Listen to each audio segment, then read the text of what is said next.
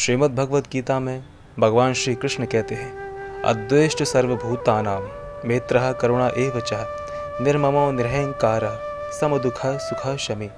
अर्थात जो पुरुष सब भूतों में द्वेष भाव से रहित, स्वार्थ रहित, सबका प्रेमी और हेतु रहित दयालु है तथा ममता से रहित, अहंकार से रहित, सुख दुख की प्राप्ति में सम और क्षमावान है, अर्थात अपराध करने वाले को भी अभय देता है। करुणा से दया लेना चाहिए। दया सत्संग और सेवा से बढ़ती है। जैसे बकरा काटने से कसाई में निर्दयता आ जाती है, पर जिसने नहीं काटा वह मरना स्वीकार कर लेता है। पर गाय बकरे की तो बात ही क्या है, शूद्र जीव तिलचट्टे को भी नहीं मार सकता। दया से फिर वह उसके उपकार में लग जाता है। जैसे एक आदमी ध्यान में बैठा है, उसे कुत्ते या गधे की आर्त आवाज़ आई, जाकर देखता है कि कुत्ते के बच्चे का पैर कट गया है, तो उसे दुख होता है, मानो उसकी टांग टूट गई। पहले जल लाकर डालता है अथवा चिकित्सालय ले जाने की चेष्टा करता है।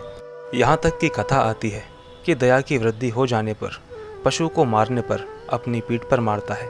ऐसा प्रतीत होता है भगवान ऐसे दयालु हृदय वाले से मिले बिना नहीं रह सकते। हम में यदि दया का भाव आ जाए तो फिर सेवा करना सीखना नहीं पड़ेगा। इसी प्रकार सब भगवत रूप हैं। ऐसी श्रद्धा हो जाए तो वह श्रद्धा ही सिखा देती है कि सेवा कैसी करनी चाहिए।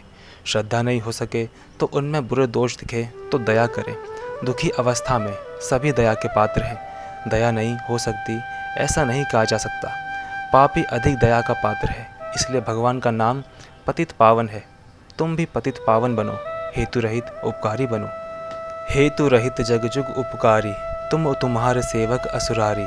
स्वार्थ मीत सकल जग माही, सपने हो प्रभु परमारथ नाही। ऐसा भाव नहीं हुआ तो हम सभी स्वार्थी ही रहे, पशुओं की कोटि में ही रहे। हेतु रहित उपकारी बनना यह भगवान की कोटि है। सुहृदम सर्वभूतानां ज्ञात्वा माम शांति मृच्छति। गीता 5:29। मुझे संपूर्ण भूत प्राणियों का सुहृद अर्थात स्वार्थ रहित दयालु और प्रेमी ऐसा तत्व से जानकर शांति को प्राप्त होता है। भगवान को सुहृद जानने पर वह भी सुहृद बन जाता है। न माम कर्माणि लिम्पन्ति न मे कर्म फले स्पृहा इति मा यो भी जानाति कर्मभिर्न सा बध्यते। गीता 4:14। कर्मों के फलों में मेरी स्पृहा नहीं है, इसीलिए मुझे कर्म लिपायमान नहीं करते। इस प्रकार जो मुझे तत्व से जानता है वह भी कर्मों से नहीं बंधता है। जो भगवान के कर्म करने की विधि को जान जाता है उसके कर्म भी वैसे ही होने लगते हैं। जब भगवान को हेतु रहित दयालु समझ लेता है तब उसे किस बात की चिंता है, फिर शांति मिल जाती है।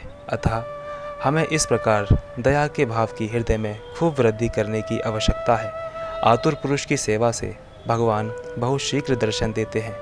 भगवान जो छिप रहे हैं उसका कारण यही है कि हम में ना वैसी श्रद्धा है, ना दया है, ना प्रेम है और ना समता ही है।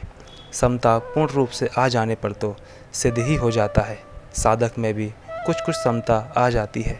अतः हमें इन चारों में से कोई एक गुण अपने में लाने की चेष्टा अवश्य करनी चाहिए और वह गुण पूर्ण मात्रा में हो। यदि हमारा हेतु रहित प्रेम हो जाएगा तो हमसे उदारता पूर्वक दया की चेष्टा होगी। इसी प्रकार दया, श्रद्धा, समता होने से भी सेवा की ऐसी ही चेष्टा होगी।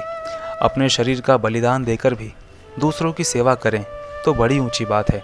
ऐसी सेवा साकाम भाव से हो तो बड़ी बात है और लाभदायक भी है, और निष्काम भाव से हो तो मुक्ति देने वाली है। ऐसा करने वाले के उद्धार में शंका नहीं है। यह बात इसलिए कहता हूँ ताकि आत्मा के उद्धार के लोभ से ही आप इसे कर लें। गंदे सांसारिक स्वार्थ का त्याग होकर उद्धार का स्वार्थ लक्ष्य में रखकर भी यह हो जाए तो ठीक है। इससे भी नीचे उतरना है कि मान बढ़ाई प्रतिष्ठा के लिए करो। इससे भी नीचे उतरो तो सारा विश्व तुम्हारी सेवा करेगा, क्योंकि सेवा करने वाले की सब सेवा करते हैं और करना चाहते हैं। सबसे ऊंचा वह है जो बिल्कुल हेतु रहित करे। ये बातें भगवान और भगवान के भक्त में ही मिलेंगी।